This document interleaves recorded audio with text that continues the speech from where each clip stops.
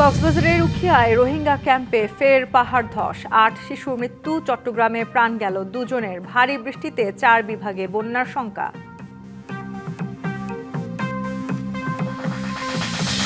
শেয়ারবাজার কারসাজিতে জড়িতদের চিহ্নিত করে নেওয়া হচ্ছে ব্যবস্থা। সংসদে প্রধানমন্ত্রী, বিনিয়োগকারীদের আস্থা ফেরানোয় জোর সরকারের। সংবিধানের পঞ্চদশ সংশোধনী নিয়ে ৩টি আপিলের রায় কাল। পুরো বাতিল করলে তৈরি হতে পারে সাংবিধানিক শূন্যতা, শঙ্কা এক পক্ষের।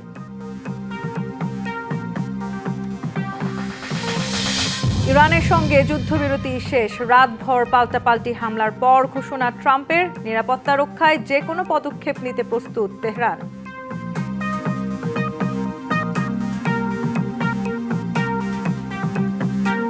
অবিরাম ভারী বর্ষণে ২ দিনের ব্যবধানে আবারও পাহাড় ধস হয়েছে কক্সবাজারের উখিয়ার রোহিঙ্গা ক্যাম্পে। মৃত্যু হয়েছে ৮ শিশুর, জীবিত উদ্ধার করা হয়েছে ৬ জনকে। এদিকে বান্দরবানে পাহাড় ধসে পড়ে চট্টগ্রামের সঙ্গে বন্ধ হয়ে গেছে সড়ক যোগাযোগ। প্লাবিত হয়েছে পার্বত্য জেলাগুলোর নিম্নাঞ্চল। সাজেকে আটকা পড়েছেন ৫০০রও বেশি পর্যটক। বৃষ্টি ও ঢল অব্যাহত থাকায় বিপর্যস্ত হয়ে পড়েছে জনজীবন। কখনো ঝিরিঝিরি, কখনো মুষলধারে অবিরাম বৃষ্টিতে থমকে গেছে পার্বত্য এলাকার স্বাভাবিক জীবনযাত্রা। জলাবদ্ধতা, ভূমিধসের শঙ্কায় বাড়ছে উৎকণ্ঠা। ২ দিনের ব্যবধানে কক্সবাজারের উখিয়ায় আবারও পাহাড় ধসের ঘটনা ঘটেছে। বুধবার দুপুরে ৫ নম্বর রোহিঙ্গা ক্যাম্পে পাহাড়ের একটি বড় অংশ ধসে পাশের মক্তবের ওপর আছড়ে পড়ে। হতাহত হন বেশ কয়েকজন। টানা বর্ষণে প্লাবিত হয়েছে কক্সবাজারের চকরিয়া, উখিয়া, রামু, কুতুবদিয়া ও মহেশখালী উপজেলার নিম্নাঞ্চল। দুর্ভোগে পড়েছেন অর্ধলক্ষাধিক মানুষ। ঝুঁকিপূর্ণ এলাকা থেকে সরে যেতে সতর্কতা জারি করেছে প্রশাসন। সাগর উত্তাল থাকায় কক্সবাজার সমুদ্র বন্দরে ৩ নম্বর স্থানীয় সতর্কতা দেখাতে বলা হয়েছে। রাঙামাটিতে গত ২৪ ঘন্টায় ২৮৭ মিলিমিটার বৃষ্টিপাত রেকর্ড করা হয়েছে। টানা ৪ দিনের বর্ষণে দেখা দিয়েছে পাহাড় ধসের আশঙ্কা। বৃষ্টি ও ঢলের পানিতে তলিয়ে আছে সাজেক খাগড়াছড়ি সড়কের বিভিন্ন অংশ। আটকা পড়েছেন ৫ শতাধিক পর্যটক। বাঘাইছড়ি ও সদর উপজেলার সাপছড়ি এলাকার নিম্নাঞ্চল প্লাবিত হয়েছে। পাহাড় ধস ও ঢলের পানিতে প্রাণহানির শঙ্কা থাকলেও আশ্রয়কেন্দ্রে যেতে আগ্রহ কম মানুষের।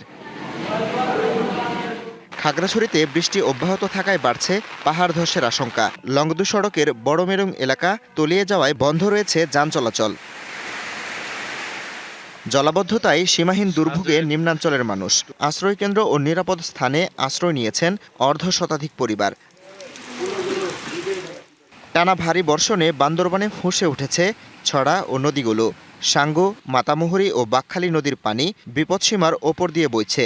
নিম্নাঞ্চলের ঘরবাড়ি, শিক্ষা প্রতিষ্ঠান ও সড়ক পানিতে তলিয়ে আছে। লালব্রিজ এলাকায় পাহাড় ধসে পড়েছে সড়কের ওপর। চট্টগ্রামের সঙ্গে বন্ধ রয়েছে সড়ক যোগাযোগ। এছাড়া ৪ দিনে পাহাড় ধসে ক্ষতিগ্রস্ত হয়েছে ৫টি বসতঘর। ঝুঁকিপূর্ণ এলাকা থেকে সরে যেতে সতর্ক করছে প্রশাসন। খোলা হয়েছে ২২০টি আশ্রয়কেন্দ্র। Habibur Rahman, DBC news desk. ৫ দশকের রেকর্ড ভাঙা বৃষ্টিতে ডুবেছে বন্দরনগরী চট্টগ্রাম। রেকর্ড ৪১২.৩ মিলিমিটার বৃষ্টিতে তলিয়ে গেছে রেললাইন, ঘরবাড়ি, দোকানপাট। নগরীর মেয়র গলি ও জঙ্গল সলিমপুরে পাহাড় ধসে শিশুসহ ২ জনের মৃত্যু হয়েছে। বন্ধ চট্টগ্রামের সাথে কক্সবাজারের রেল যোগাযোগ। পরিদর্শনের পর প্রতিমন্ত্রী জানালেন, লাইন চালু হতে সময় লাগবে আরও কিছুদিন।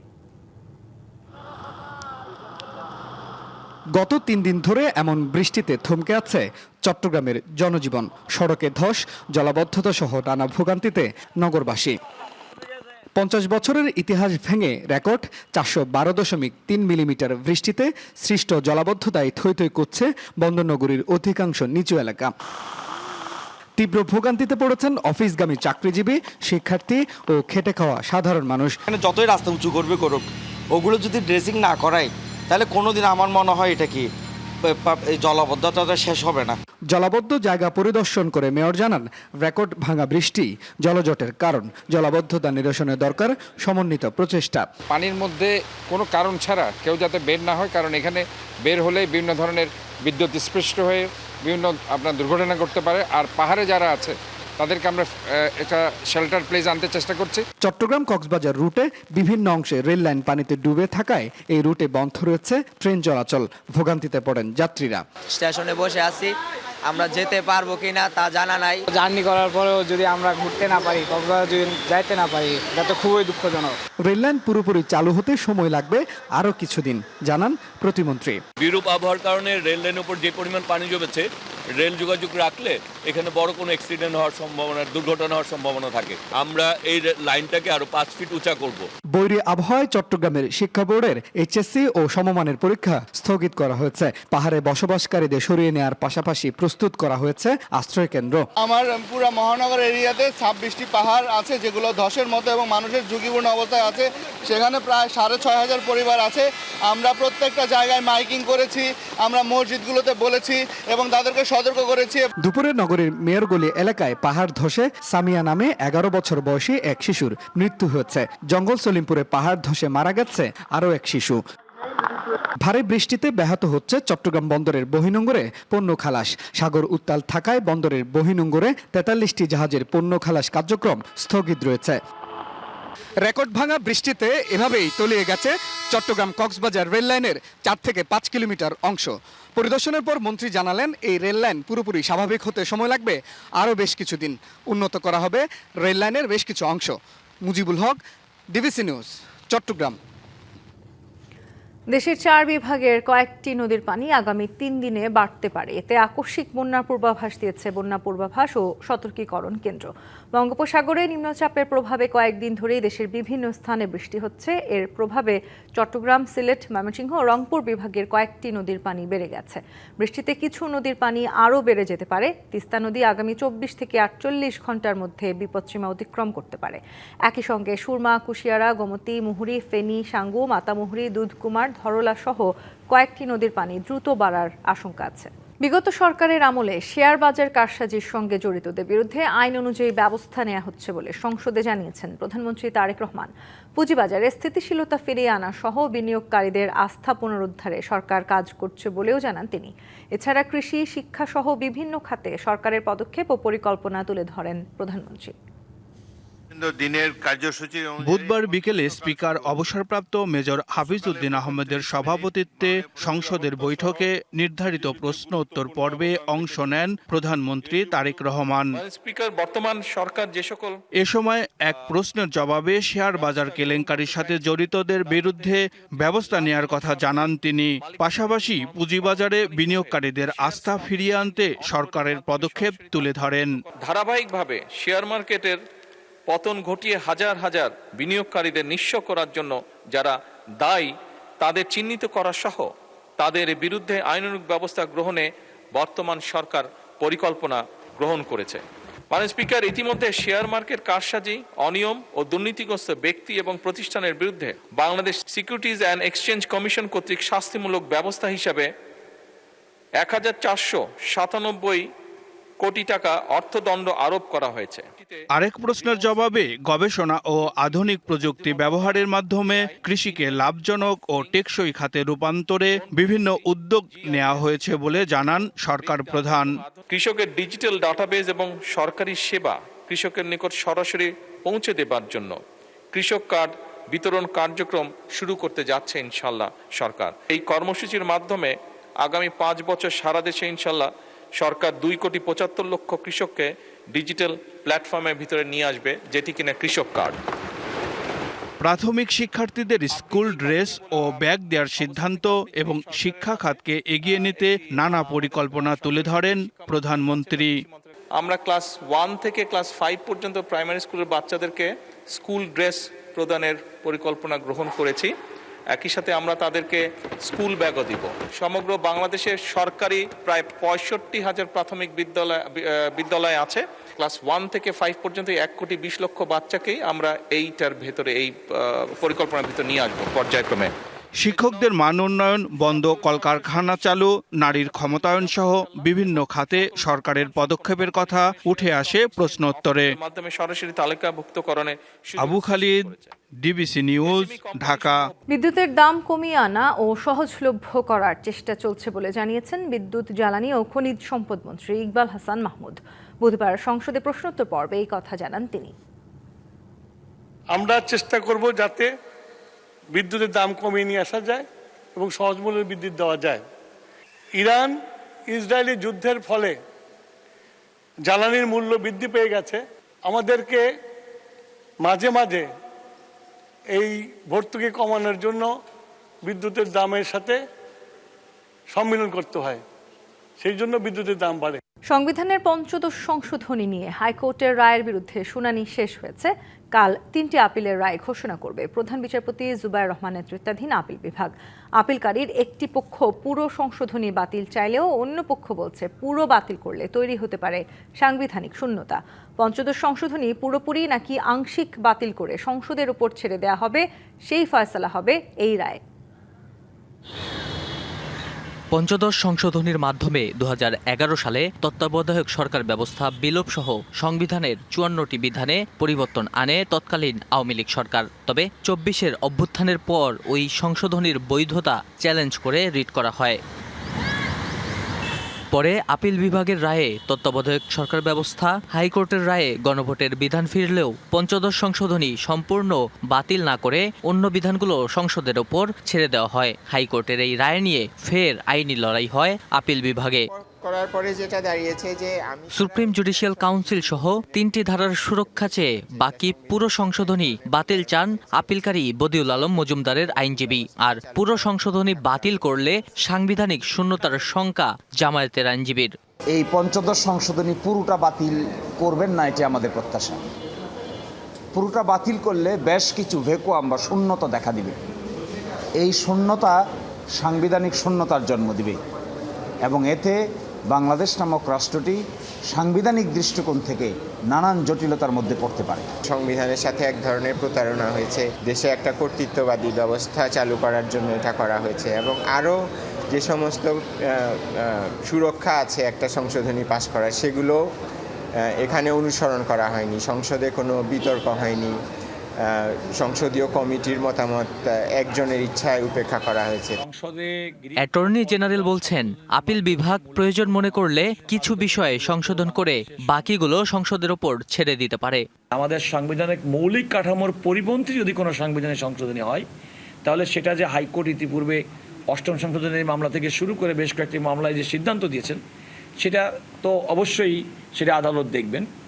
আর একটা হচ্ছে যদি সংবিধান বহির্ভূত যদি কোনো কার্যক্রম গ্রহণ করা হয় সংবিধান সংশোধনের নামে, তাহলে সেটাও কিন্তু আদালত ইতিপূর্বে কিন্তু সেগুলো বাতিল ঘোষণা করেছেন।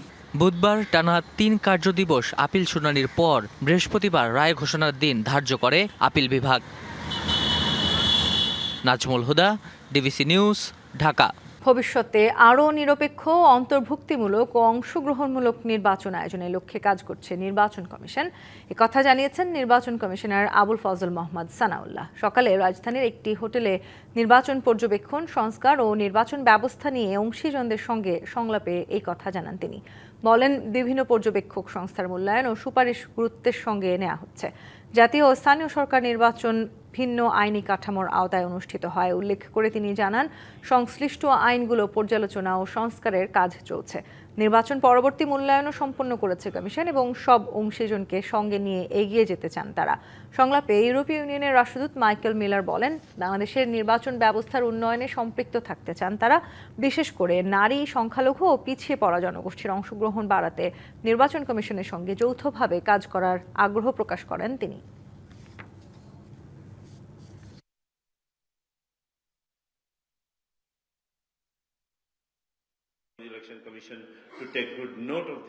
ভবিষ্যতে আরও নিরপেক্ষ, অন্তর্ভুক্তিমূলক ও অংশগ্রহণমূলক নির্বাচন আয়োজনের লক্ষ্যে কাজ করছে নির্বাচন কমিশন। বিভিন্ন পর্যবেক্ষক সংস্থার মূল্যায়ন ও সুপারিশ গুরুত্বের সঙ্গে নিয়ে আমরা কাজ করছি। নির্বাচন পরবর্তী মূল্যায়নও সম্পন্ন করেছি আমরা। সব অংশীজনকে সঙ্গে নিয়ে এগিয়ে যেতে চাই কমিশন। বাংলাদেশের নির্বাচন ব্যবস্থার উন্নয়নে ভবিষ্যতেও সম্পৃক্ত থাকতে চাই ইউরোপীয় ইউনিয়ন। বিশেষ করে নারী, সংখ্যালঘু, পিছিয়ে পড়া জনগোষ্ঠীর অংশগ্রহণ বাড়াতে নির্বাচন কমিশনের সঙ্গে আমরা যৌথভাবে কাজ করতে আগ্রহী। নীতিমালা না মানা আর দুর্বল চুক্তির কারণে বাণিজ্যের আড়ালে বাড়ছে টাকা পাচারের ঝুঁকি। একই সঙ্গে আশঙ্কাজনক হারে বেড়েছে খেলাপি ঋণের আড়ালে জোরপূর্বক ঋণ বা ফোর্সড লোন দেওয়ার প্রবণতাও। রাজধানীর মিরপুরে Bangladesh institute of bank management BIBM এর এক গবেষণা প্রতিবেদনে এমন তথ্য উঠে এসেছে। অন্তর্বর্তী সরকারের সময় তৈরি করা শ্বেতপত্রের তথ্য অনুযায়ী আওয়ামী লীগের 15 বছরে দেশ থেকে পাচার হয়েছে $234 বিলিয়ন। সে সময় দাবি করা হয় বড় অঙ্কের এ অর্থ পাচার হয়েছে আমদানি রপ্তানি বাণিজ্যের আড়ালে। রাজধানীর মিরপুরে BIBM আয়োজিত সেমিনারে ব্যাংকাররাও বললেন, বাণিজ্যের আড়ালে অর্থ পাচারের পথ এখনো খোলা আছে। তাদের অভিযোগ, নীতিমালা যথাযথ না মানা এবং দুর্বল চুক্তির কারণেই বাণিজ্যের আড়ালে বাড়ছে অর্থ পাচারের ঝুঁকি। ব্যাংকাররাই বেশিরভাগ সময় হচ্ছে লায়াবল, তারা খুবই উদাসীন এবং ব্যাংকগুলো কিন্তু খুব বড় ধরনের বিপদে পড়ে যায়, কারণ আমরা হচ্ছে টাকা কেটে নেই এবং আমরা বলি যে ওই কর্মকর্তার বিরুদ্ধে ব্যবস্থা নেন যিনি এটা প্রসেস করেছেন। BIBM এর গবেষণায় উঠে এসেছে, ঋণ খেলাপিদের জোর করে ঋণ বা ফোর্সড লোন দেওয়ার প্রবণতা বেড়েছে। ঋণে খেলাপির তথ্য আলাদা করে না দেখানোর কারণে প্রকৃত ঝুঁকি আড়ালে থাকছে বলেও জানানো হয়। শীর্ষ ব্যাংকাররা বললেন, বছর শেষে উন্নয়নশীল দেশের স্বীকৃতি মিললে আরও চাপে পড়বে ব্যাংক খাত। তাদের অভিযোগ, অধিকাংশ ব্যাংকারই এখনো আমদানি রপ্তানি বাণিজ্যে লেটার অফ ক্রেডিট বা LC ছাড়া অন্য কোনো মাধ্যমে অভ্যস্ত নন। যতক্ষণ পর্যন্ত লিগ্যাল এনফোর্সেবিলিটি আপনি এনশিওর করবেন না, যে মানে ডিফল্ট করলে আপনাকে পানিশমেন্টের আওতায় আসতে হবে, ততক্ষণ পর্যন্ত এগুলো হ্যান্ডেল করতে পারবেন না, কারণ এগুলো ব্যাংকাররা কখনোই এই ধরনের ডিফল্ট হ্যান্ডেল করতে পারবে না। দুর্বল ব্যাংক খাতের সুদিন ফিরিয়ে এনে অর্থনীতিকে আবারও শক্ত অবস্থানে নিতে ব্যাংকিং নিয়ম নীতি পরিপালনে কঠোর হওয়ার তাগিদ দেন বক্তারা। Lamia Hossain, DBC news, Dhaka. ইরানের সাথে সব ধরনের চুক্তি শেষ হয়ে গেছে। রাতভর পাল্টাপাল্টি হামলার পর কথা জানিয়েছেন মার্কিন প্রেসিডেন্ট ডোনাল্ড ট্রাম্প। আর ইরান বলছে, নিরাপত্তা রক্ষায় যে কোনো পদক্ষেপ নিতে প্রস্তুত তারা। এদিকে নতুন করে সংঘাতের জেরে আবারও বিশ্ববাজারে বেড়েছে জ্বালানি তেলের দাম। মধ্যপ্রাচ্যের আকাশে আবারও বারুদের গন্ধ। মাত্র 20 দিনের ব্যবধানে ভেঙে গেল যুক্তরাষ্ট্র ইরান শান্তি চুক্তি। তুরস্কের আঙ্কারায় ন্যাটো সম্মেলনের ফাঁকে মার্কিন প্রেসিডেন্ট ডোনাল্ড ট্রাম্প জানান, ইরানের সাথে সব ধরনের চুক্তি শেষ হয়েছে। আমি আর তাদের সাথে কোনো চুক্তি করতে চাই না, তারা জঘন্য। যদি তাদের কাছে পারমাণবিক অস্ত্র থাকে তারা সেটা ব্যবহার করত। এই চুক্তি এখানেই শেষ। ইরান কেবল সময় নষ্ট করছে। সৌদি আরব ও কাতারের জাহাজে হামলার জেরে মঙ্গলবার ইরানে আকস্মিক হামলা চালায় মার্কিন সেন্ট্রাল কমান্ড। তেহরানের 80টিরও বেশি সামরিক স্থাপনায় হামলা চালানো হয়, যার মধ্যে রয়েছে এয়ার ডিফেন্স সিস্টেম ও রাডার সাইট। একই সাথে হামলা হয় খার্গ ও কেশম দ্বীপেও। এ বিষয়ে তেহরান জানিয়েছে, হরমুজগান প্রদেশ ও বন্দরনগরী মাশাহারে হামলার প্রতিশোধ হিসেবেই মার্কিন স্থাপনায় হামলা চালিয়েছে তারা। ইরান আরও জানায়, নিজেদের নিরাপত্তার জন্য সব ধরনের ব্যবস্থা নিতেও প্রস্তুত আছে তারা। এদিকে হামলার পর বিশ্ববাজারে আবারও বেড়েছে জ্বালানি তেলের দাম। একই সাথে শেয়ার বাজারেও দেখা গেছে দরপতন। Rahnuma Fermin, DBC news desk.